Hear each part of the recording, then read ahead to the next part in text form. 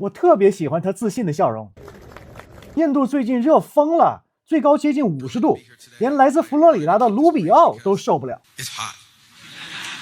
但印度当地的一位部长不怕热，40、50度的天空调也不开，为什么呢？这位通信部长辛迪亚最近公开演讲，说自己越流汗越满足，夏天车里不开空调，哪怕气温高到51摄氏度。他称自己扛得住热，并充满喜乐地展示了他的消暑秘方，从口袋里掏出一颗洋葱，说这个传统上的避暑圣物再热也不会有事儿，